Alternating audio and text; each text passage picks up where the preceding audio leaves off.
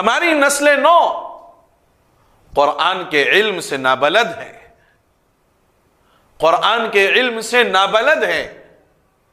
بڑی بڑی ڈگریاں آج ان کے پاس موجود ہیں،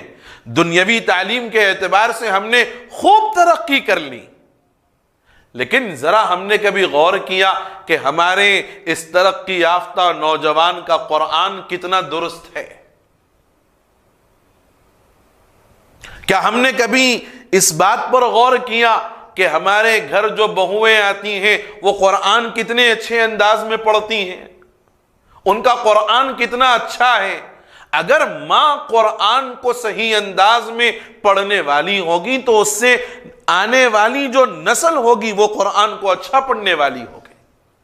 اور اگر نہیں پڑھتی اور پڑھنا نہیں جانتی تو یہ کوئی عذر ہے ہی نہیں۔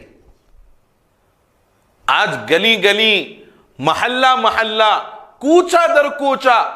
چھوٹوں کو بڑوں کو قرآن کے سکھانے اور قرآن کے معانی اور مفاہیم سمجھانے اور بتلانے کے لیے بہت سارے ادارے قائم ہیں، مدارس قائم ہیں، اور ان طلبہ کے لیے جو عصری علوم حاصل کرتے ہیں ان کو قرآن کی تعلیم سے جوڑنے کے لیے آج مکاتب قائم ہیں۔ ضرورت ہے کہ آج ہم اپنی نسل نو کے لیے قرآنی تعلیم کا وہ انتظام کریں جس کی انہیں ضرورت ہوگی، ورنہ کل میدان قیامت میں یہی اولاد جن کی دنیا کے لیے ہم نے جی جان لگا کر کے محنت کی اور سب کچھ قربان کر دیا، اگر ان کو قرآن نہیں سکھایا، کل میدان قیامت میں یہ آپ کا دامن پکڑیں گے اور رب تعالیٰ کے حضور آپ پر مقدمہ دائر کریں گے کہ بار الہا یہ میرا باپ جس نے مجھے دنیا کے لیے تو قابل سے قابل ترین چیزیں لا کر کے دی اور مجھے بھی قابل بنایا، لیکن میرے دین کے سلسلے میں اس نے فکریں نہیں کی۔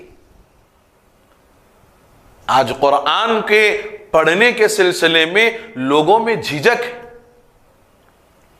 حد یہ ہے کہ ایک مرتبہ لاک ڈاؤن کے زمانے میں اپنا تجربہ اور اپنا واقعہ جو میرے ساتھ پیش آیا وہ عرض کر رہا ہوں تاکہ آپ کو اندازہ ہو کہ امت کا حال دین اور دینیات سے کس قدر غفلت کا ہے۔ لاک ڈاؤن کے زمانے میں جبکہ نمازیں گھروں کے اندر ہو رہی تھیں، ہمارے پاس کسی عزیز کا آنا ہوا، دور کے رشتہ دار، وہ آئے، نماز کا وقت ہوا، میں نے کہا کہ چلیے مغرب کی نماز پڑھ لیتے ہیں، گھر میں بچے بھی ہیں، آپ بھی ہیں، جماعت بھی بن جائے گی، چلیے مصلی بچھائیں۔ مصلی بچھ گئے اور پیچھے مقتدیوں کی صف بن گئی۔ وہ آنے والے رشتہ دار، میں نے ان سے یہ کہا کہ آپ اقامت دے دیجئے تاکہ نماز شروع کی جا سکے،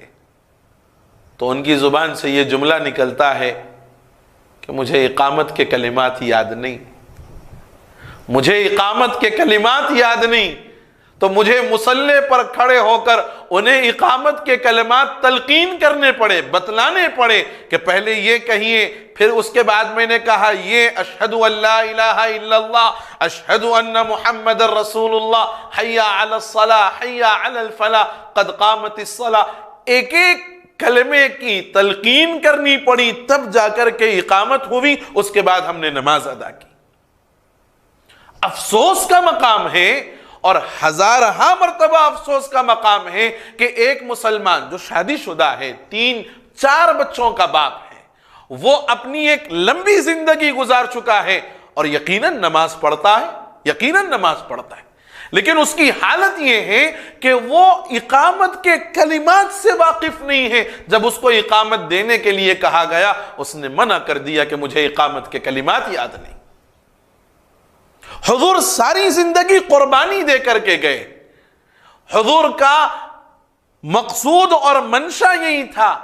کہ امت میری لائی ہوئی تعلیمات کو اپنی زندگیوں میں بھی داخل کرے اور اس کو عام اور تام کریں۔ لیکن میرے بزرگوں ذرا غور کر کے دیکھو کہ ایک مسلمان माशाअल्लाह नमाजी, लेकिन उसको इकामत के कलिमात याद नहीं है, तो अल्लाह के नबी का मैदान क़ियामत में वो शिकायत करना, कहीं हम उस शिकायत में खुदा की पकड़ में ना आ जाएं। इसलिए आज कोशिश करें, फिक्र करें और अज़्म करें इस बात का कि अपनी औलाद को दुनिया पढ़ाएंगे, और यकीनन पढ़ाइए, लेकिन उनकी दुनिया पढ़ाने से ज्यादा तवज्जो उनके दीन पर दीजिए।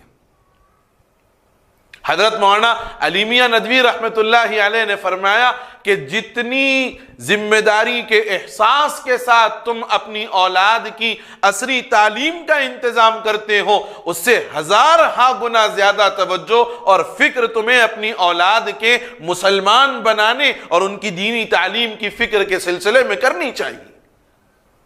औलाद बीमार हो जाए तो उसके इलाज से 1000 गुना ज्यादा, ईद का मौका आ जाए तो उसके लिए कपड़े खरीदने से करोड़ गुना ज्यादा फिक्र इस बात की करो कि मेरा बच्चा सच्चा पक्का मुसलमान रहे, ये दीन और दीनियात को जानने वाला बने, ताकि आप अगर इसको मजबूत बनाएंगे तो आने वाले फितनों का ये मुकाबला कर सकेगा। अगर इसके पास कुरान का इल्म होगा तो ये कुरान का इल्म आने वाले फितनों से उसको महफूज रखेगा। तो मेरे बुजुर्गों, नबी ने अपना फर्ज मनसबी बअहसन वजूह मुकम्मल किया। आज हमारी जिम्मेदारी है हम अपनी नस्लों को कुरान से जोड़ें, तालीम कुरान से जोड़ें, कुरान की आयात की तफसीर, उसके मानी और उसके मफाहिम उन तक पहुंचाएं, और कुरान के मुताबिक खुद अपनी अमली जिंदगी भी ढालें और अपनी नस्लों की जिंदगियों को इसके मुताबिक ढालने की कोशिश और फिक्रें करें। अल्लाह ताला मुझे और आपको कहने और सुनने से ज्यादा तौफीक अमल नसीब फरमाए। आमीन या रब्बल आलमीन। व आखिरु दअवाना अनिल हम्दुलिल्लाहि रब्बिल आलमीन।